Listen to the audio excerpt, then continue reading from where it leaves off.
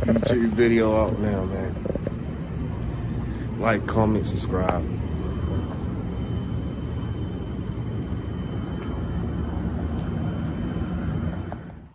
I made some progress today. Over here on the left, I have two instrument clusters, and they're from Audi TTs. The one in the rear is my original cluster, and this went into safe mode. When I went to replace my ignition key, it sent my cluster into a fail mode because of the immobilizer system. So I ordered a backup cluster. I tracked one down on eBay that has a lot better,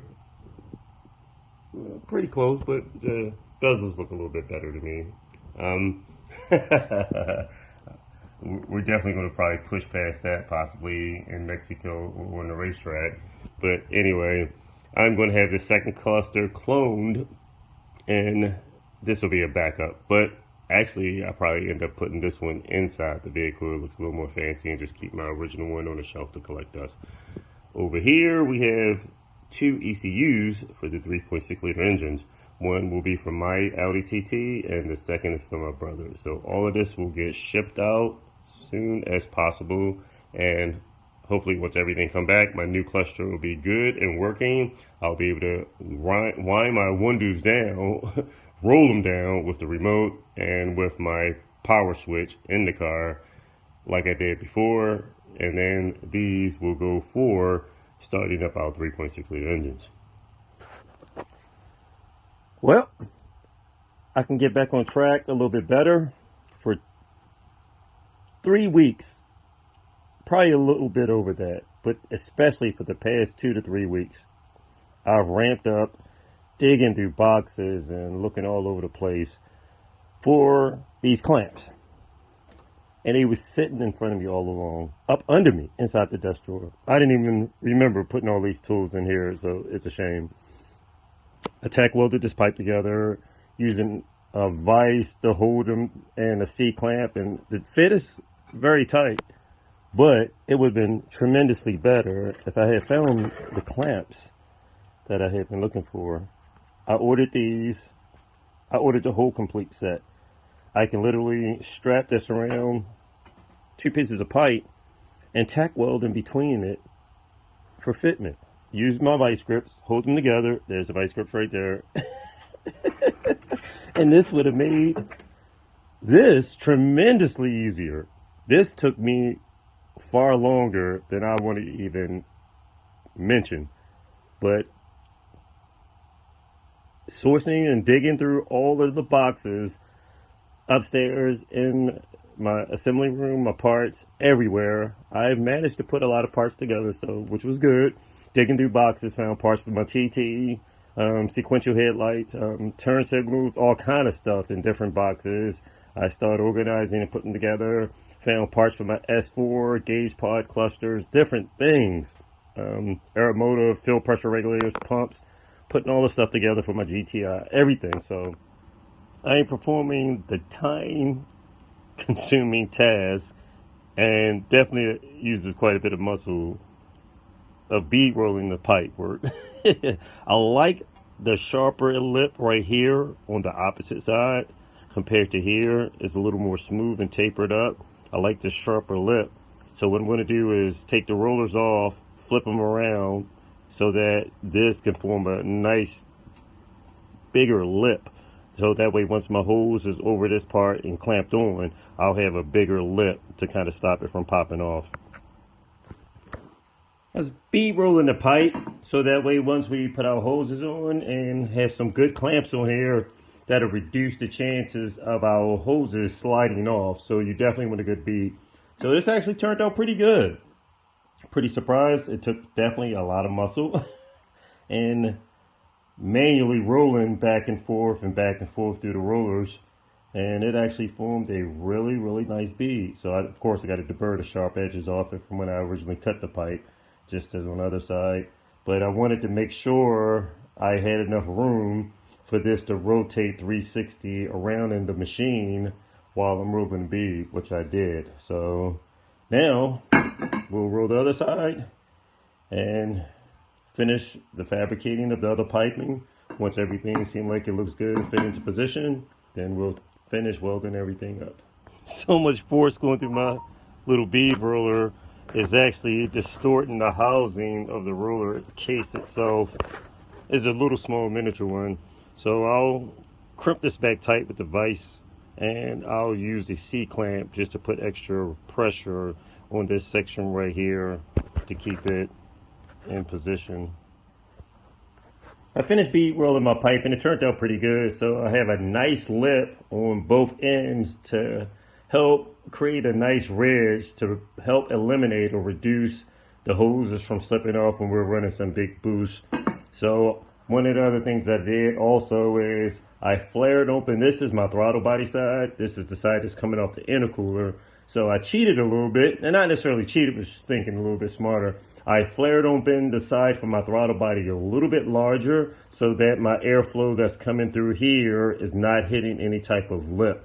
It's going from here and transitioning to a slightly larger opening, and then this will lead to my throttle body. You can actually see the little ridge right here from my flaring tool where it actually flared open the pipe and left a little ridge right here. But it's transitioning from here, going into a slightly larger diameter opening, and then going into the throttle body. It turned out pretty good.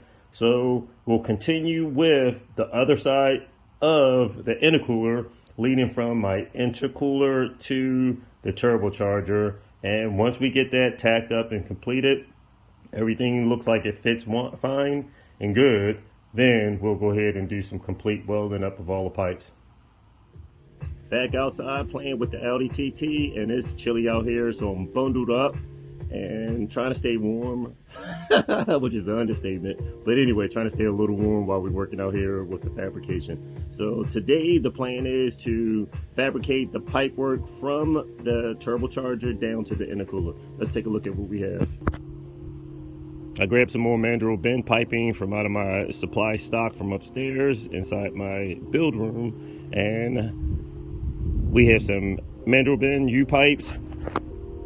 We got a J pipe and we got a 45. With that, and I have some more if we need to. With that, the game plan is to run, and we have a larger opening, which is good on this side compared to over here. So game plan is to run a pipe downward, make a U-turn, and shoot right into the side of this intercooler. Also, yesterday I bead rolled the pipes both ends over here. That turned out fairly good. This is only tack welded together, and the game plan is just tacking everything up to make sure we got a nice good fit. I still have to bead roll the pipe that's coming off the throttle body, and then once everything is fabricated, I'll bead roll the pipe that is coming from this turbocharger. This already got a bead on it. We'll put a hump connector, bead roll that pipe, and the pipe work that leads into the intercooler. That end will need to be bead rolled as well. But after everything's tacked up in place, then I'll do the bead rolling. Coming off the turbo with this 180 is a nice fit. My only issue is the outlet for my radiator is aiming up in line close to the pipe, which I don't like. So right here would be my issue. If I run a tight 90 here, then that'll give me good clearance that I need, because right now if I come off here with a hose, it's going to be right there contacting the pipe, and that's less than a finger's width right there, which is a little too close for what I want. A tight 90 would do it. I do have a section right here where is the coolant temperature sensor. I can still relocate this in a different location.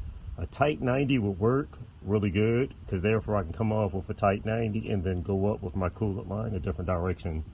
So we'll look around and see what type of tubing and pipes I can find and different connectors to see if we can make this work. But as far as the pipe in itself, this would be great, because I would slice this pipe right here and then come off with a straight section and just make a 180. I will connect a 90 off of here and then another 90 going into my intercooler, and that will work out great as far as my piping and still give me great ground clearance, as you can see right above the radiator. So I'm able to run a straight pipe right here. I can fit a tight 90 right here, which will give me a little extra clearance until I can see if I can find one of these that's a 90 that'll probably turn out like I want. But either way, I test fitted a 90-degree hose and it worked where it was just enough clearance where it was barely touching here.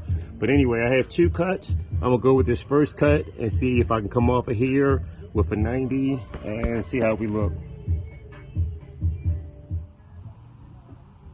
So I have the pipes pretty much in position like I want. My last cut right here needs to be a 90, so I can cut a 90 to join these two together. I'll slice this pipe back, and before I tack weld anything, I'll bead roll the upper pipe as well as the pipe leading to the intercooler, because if I weld this all together as one piece, it'd be kind of crazy trying to roll this whole pipe around and form a bead on each end. Slowly getting there. I'm trimming back my pipe. This cut has to be on point. So now I'm gonna slowly just start trimming back until I get this lined up where I want it to be. But it definitely has to be on point if I want one continuous pipe from the turbocharger going into the intercooler. I'm making some progress. It's coming along. I have the top pipe. As you can see, I got a couple tack welds down there holding that pipe together, and it came around. And we look like we're just about on point right there. So I run a tack. We'll have one continuous pipe leading all the way to the intercooler.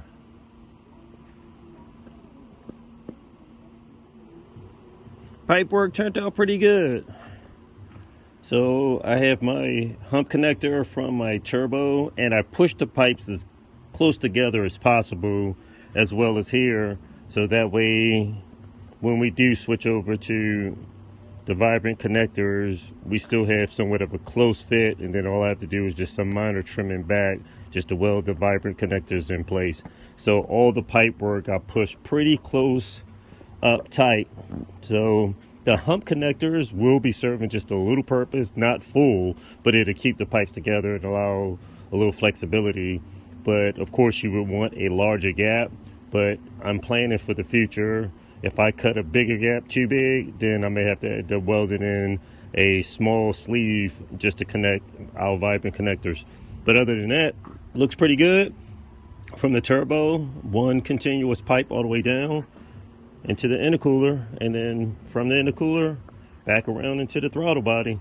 So I bead rolled all my pipes. As you can see, only have one pipe left to bead roll. The upper pipe also I put a roll in that. And the last pipe I have to put a bead roll on would be the pipe leading from my throttle body down to this U pipe right there. So this look with the bumper cover back on. It's a tight fit. It looks pretty good, but it is in there. So I had to trim the cover out just to clearance all the pipe work, so everything comes up nice and snug. I don't have it tightened up. I don't have my screws in there to draw it in tight, but for the most part, turned out pretty good. My clearances are tight. So as you can see right here, I've outlined where I can still trim just a little bit more. I'm not making contact right here, but I probably will just take just a little bit more out just for clearance reasons, so I can drop the top of this pipe down just a hair. But for the most part, turned out fairly good. So it's getting late, about to wrap it up for the night, but made some good progress with pretty much the layout of the pipe work from the turbo to the intercooler. So once I weld everything up, we'll be getting really close to wiring this baby up.